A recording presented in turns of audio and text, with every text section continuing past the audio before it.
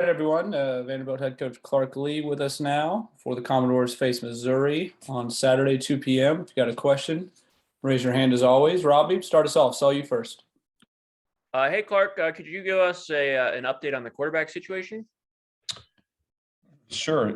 We'll see where Ken's at this week. He remains week to week. Wasn't able to go last week, so it was Mike was a starter, and that remains the same until Ken shows us that he can perform. Once he does, it's just a matter of how quickly he's to 100% and where we feel like he can effectively manage and move the offense.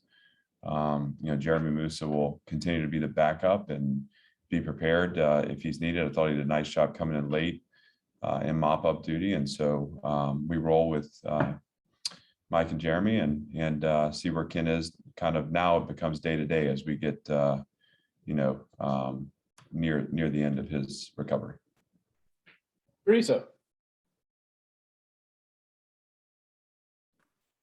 Clark, what's the challenge in trying to correct some of the mistakes that you're still seeing in games? I'm thinking particularly you get the great stop on third down, even though you lose the interception, but then that punt. What are how tough is that when you see that as a coach, and how easy is it to maybe clean up some of those issues that are still popping up? Yeah, I mean, it's brutal. I think it's brutal for everyone watching. And we're not proud of that. There's ownership in teaching from a coaching standpoint, and then there's ownership in execution and playing smart in the moment. But we're not capable right now of winning games unless we're playing complementary football. And certainly when our defense steps up and make a play, we have to seize that momentum. And as an offense, we have to be ready to counterpunch. And that sequence you're referencing, we got the interception. We were at the 35-yard line going in 10-3 in the second quarter. A score ties it. We give it right back to Mississippi State, who then we force another turnover that gets overturned, and then you have the punt sequence. And we're not able to overcome those things, and most teams aren't. Like, that's not necessarily unique to us, but where we are right now, we have to capitalize on those situations and maximize those. And so it's frustrating, but in the end, it's just another opportunity to teach it, and we continue to teach it until it becomes a part of us. I do feel like we've minimized our self-sabotage with pre-snap penalty issues and things that were showing up earlier in the year. But again, it's a complete game that we're after, and when you're making those mistakes, you're not playing a complete game. All right. Clark, you mentioned after the game on Saturday about Vanderbilt's struggles on third down, and both offensively and defensively, and I'm wondering what kind of went into a struggle on that level, on the third downs. Well, there's criticism kind of that can be leveled across the board. Certainly there's play call, play structure where, on a defensive snap, you're looking at how you're leveraging routes, or if you're trying to play bracket coverage and double team, how you're leveraging those routes to take away the throws that they want to make. There's execution issues. So, maybe it was a good call, but we had a guy out of position. Again, I don't put that's not a blame on the players. That's, again, you start to scrutinize your systems for teaching and saying, how do we create a better understanding and awareness of how all 11 positions interlock? Offensively, it's, I think a combination of really two things. One would be an inability to establish a run game. So we have a 3rd and 2 snaps that becomes 4th and a long 2 as we're hitting the backfield. And then, the inability to deliver the ball on time and to get it into space. We had open receivers throughout the game, weren't able to get the ball off, and we step back and not judge that as performance, saying, like, why does this happen, and how do we better position our offense to move it effectively in the air? We feel like we have good receivers, but what's frustrating is when they have a step or they're open and we're not able to deliver the ball. I think when we were able to get the ball on time to Chris Pierce in particular a couple times, obviously on the shot play to Devin Body, we were able to get it out on time and in location. Good things happen, right? So we have to replicate that and really become familiar with the areas where we're not quite able to read the coverage or make the read that allows for the ball to get out. Chris Lee? Hey, Clark, what is your philosophy in terms of using certain areas of the field in the passing game? And what I mean by that is it seems like throws between the hash, or I don't know if uncommon is the right word, but we don't see a ton of them. Is there a reason for that? Is it that a read that the quarterback's making? I just wanted to hear philosophically what you guys are thinking about using the middle of the field and maybe the whys and the why nots. Well, we certainly don't exclude the middle of the field as a point to attack. In fact, the post shot was through the middle of the field. If you'll remember on the deep ball, digs and overs are a part of our offense. We have not been able to hit those successfully. I think we've done a good job in the short passing game over the middle, like particularly against Florida. We had a number of shallow crossers and shallow drives. And so I would say that a couple of times on Saturday we had one in particular, Ben Brezan on a naked on an over through the middle that we just didn't throw, and it's there, and that's the read. So we got to get the ball out. We had a third down with Devin Body on a shallow drive that we didn't throw, and that would have been over the middle.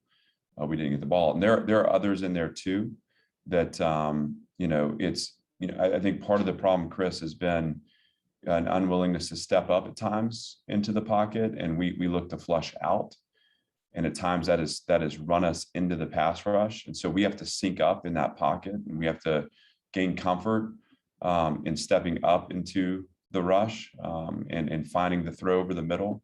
When you escape out, obviously you're limited to the outside edges of the field. We don't want to throw back across the middle. So it's not a design thing. I think it's an execution thing.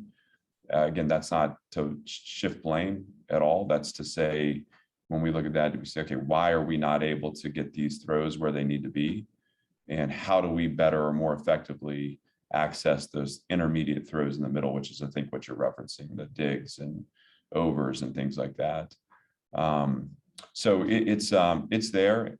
Now, with respect to the throws on the perimeter, I think what we have to understand is, part of effective offense is finding space. And so we're able to design space outside. We're able to, get press coverage to play off when you condense sets and open and attack space on the wide part. It's an easier throw for the quarterback, meaning there's not as much traffic, right? So I can hopefully get the ball up quickly. We've struggled at times in pass protection. So the rhythm and timing of the pass, if you can design space outside and I can get the ball out of the quarterback's hands, we can get rhythm in the offense. Some of those throws on the outside are part of run option plays. So you're seeing a corner that's off or leveraged a certain way, and you're just getting it off on the perimeter now.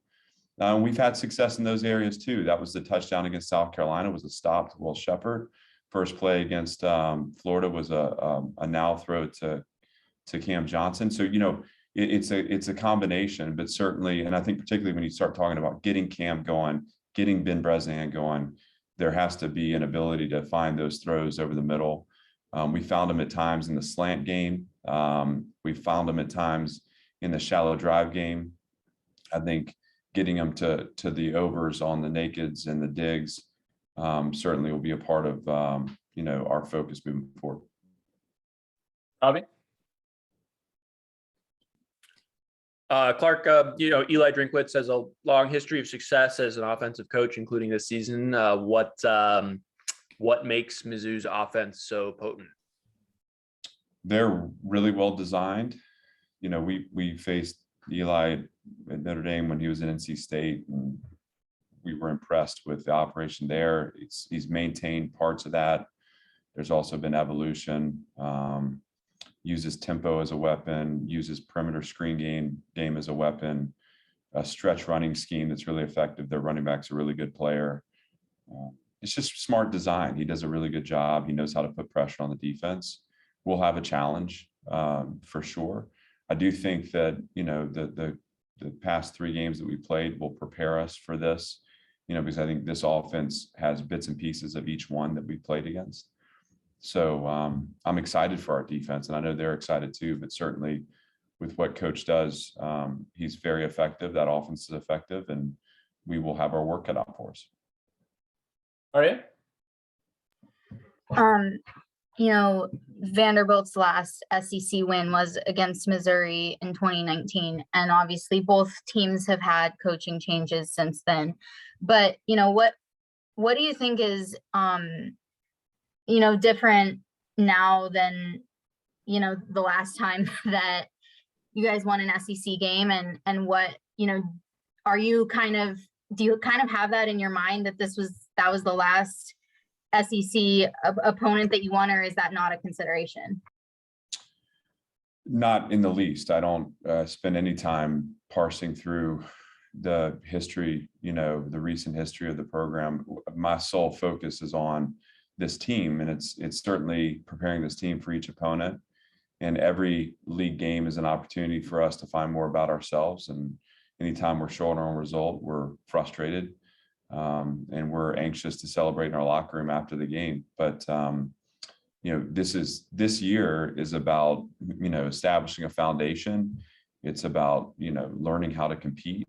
We are at the base level of the takeoff point here, and our time and attention is spent really on us. We certainly don't talk about how this game fits in the context of the recent history of the program. We talk about how are we going to go out on Saturday and fix the mistakes that Teresa referenced earlier with respect to playing complementary football, how we're going to go out and better execute and involve our offensive playmakers on defense, how we are in the right positions and anticipate where the ball is going to be thrown. Because if you do those things and you interlock the 3 phases, you're going to have a chance to win. And that's the goal. If you don't do those things, you leave it to chance. And right now, we don't have the ability to overcome mistakes. That's not where our program is.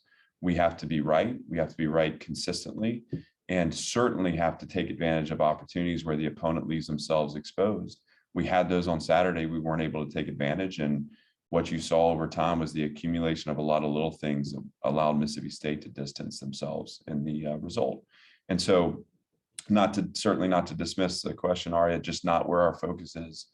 In any nature, it's always on us. And I think particularly in year one, at the start of this climb and the start of this journey, we are really interested in seeing how the nucleus of this team forms through adversity. So really keeping a close eye on our locker room and the guys that are rising in this moment and stepping up in this moment and deepening their levels of preparation and becoming hungrier for that result and learning about how to derive result through preparation. It's all a process. It's all learning, and we're early in on it, but I'm excited to see how this team responds and prepares himself for a tough challenge this weekend. Chris, did you have another? Yeah, Clark, just checking on the status of Ben Cox and Ricky Wright for this week, please. Well, DeRicky will remain out, and again, I referenced this on Saturday. That is a program standard issue, but we expect him to be back certainly before the end of the season. And he's, taking accountability and on his way back now. He's doing a great job. We're really proud of DeRicky. And again, these are the pains of rebuilding. Rebuilding has to start in behavior, and as adversity creeps in, you have to steel yourself with the decisions you make when you're in the fire, because over time those habits are what form us and they become a part of us. So we support DeRicky and we're excited to get him back, but he'll be out in the meantime. As far as Ben Cox goes, he'll be day to day. I think it's not a long-term injury, but it's something that we'll have to monitor. It came on in Thursday's practice, so it was late in the week, and may not be ready to go early this week, but we'll keep an eye on him and hopefully get him back by the middle to end of the week.